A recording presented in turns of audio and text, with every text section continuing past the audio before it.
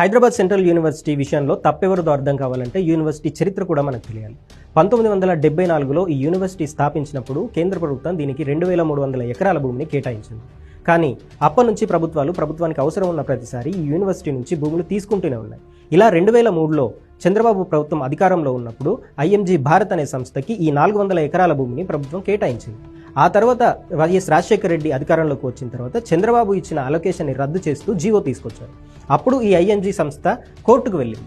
అప్పుడు ప్రభుత్వానికి ఐఎన్జీ సంస్థకి మధ్య ఎదురైన ఈ ల్యాండ్ డిస్ప్యూట్ రీసెంట్గా దీంట్లో తీర్పు వచ్చింది. ఈ భూమి మళ్ళీ తెలంగాణ ప్రభుత్వానికి వచ్చింది. ఆ 400 ఎకరాల భూమినే ఇప్పుడు ఐటీ డెవలప్మెంట్ కోసం వాడతామంటుంది తెలంగాణ ప్రభుత్వం. అయితే ఈ భూమిని వాడుకునేందుకు తెలంగాణ ప్రభుత్వానికి హక్కు ఉందా అంటే ఖచ్చితంగా ఉంది. ఎందుకంటే హైదరాబాద్ సెంట్రల్ యూనివర్సిటీ ఏర్పాటు చేసినప్పుడు ఈ భూమిని కేంద్ర ప్రభుత్వం పేరు మీద కానీ యూనివర్సిటీ పేరు మీద కానీ రిజిస్ట్రేషన్ చేయలేదు. ప్రభుత్వం పేరు మీదే రిజిస్ట్రేషన్ చేశారు. అందుకే తెలంగాణ ప్రభుత్వం ఖచ్చితంగా ఈ భూమి మాదే అని చెప్తోంది. కానీ ఇక్కడ అంతా అర్థం చేసుకుంది ఏంటి అంటే అభివృద్ధి మనందరికీ అవసరమే, కానీ ప్రకృతి మనందరికీ ప్రాణంతో సమానం. హైదరాబాద్ సిటీ లోపల ఆక్సిజన్ ఎక్కువగా ఇచ్చే ప్రాంతాలు రెండే. ఒకటి కేబీఆర్ పార్క్ అయితే, 2 సెంట్రల్ యూనివర్సిటీ. ఇప్పుడు అదే యూనివర్సిటీ నుంచి 400 ఎకరాలు తీసేస్తామంటుంది ప్రభుత్వం. అంటే హైదరాబాద్కు ఉన్న 2 ఊపిరితిత్తుల్లోంచి ఒకదాన్ని తీసేయడం. చెరువు పక్కన ఇల్లు కట్టుకున్నాడని ఓ కూలి పని చేసుకునే వ్యక్తి ఇల్లు కూల్చేసి చెరువును కాపాడిన సీఎం రేవంత్ రెడ్డి గారికి హైదరాబాద్కి ఇంత ఆక్సిజన్ అందించే చెట్లను నరకాలని ఎందుకు అనిపిస్తుందో అర్థం కావడం లేదు. రోహిత్ వేముల ఆత్మహత్య చేసుకుంటే ఢిల్లీ నుంచి హెచ్యూకు వచ్చిన రాహుల్ గాంధీ 400 ఎకరాల యూనివర్సిటీ భూమి పోతుంటే ఎందుకు రియాక్ట్ అవ్వడం లేదు అర్థం కావడం లేదు. మాట్లాడితే నేను అడవి బిడ్డని అని చెప్పుకునే మంత్రి సీతక్క ఈ విషయంలో ఎందుకు సైలెంట్గా ఉంటున్నారో అర్థం కావడం లేదు.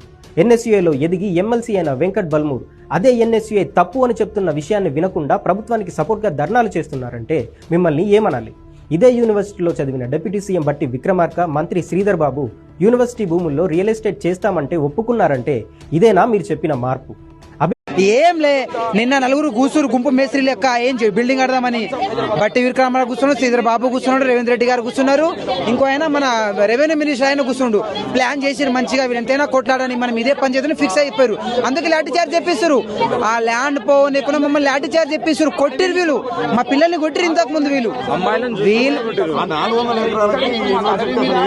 అవునన్న, స్టోరీ ఏంటంటే ఎడ్యుకేషన్ పర్పస్ మీద ఒకప్పుడు సోనియా గాంధీ ఇది ఇచ్చింది.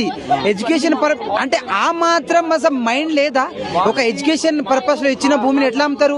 ఒక భావి భారతానికి మీరు తయారు చేయాలి కదా, ఆ మాత్రం జ్ఞానం లేదా వాళ్ళకి? చదువుకోలే బట్టి విక్రమార్క ఇట్లానే చేసే చదువుకుంటున్నా, ఆ శ్రీధర్ బాబు చదువుకుంటున్నా.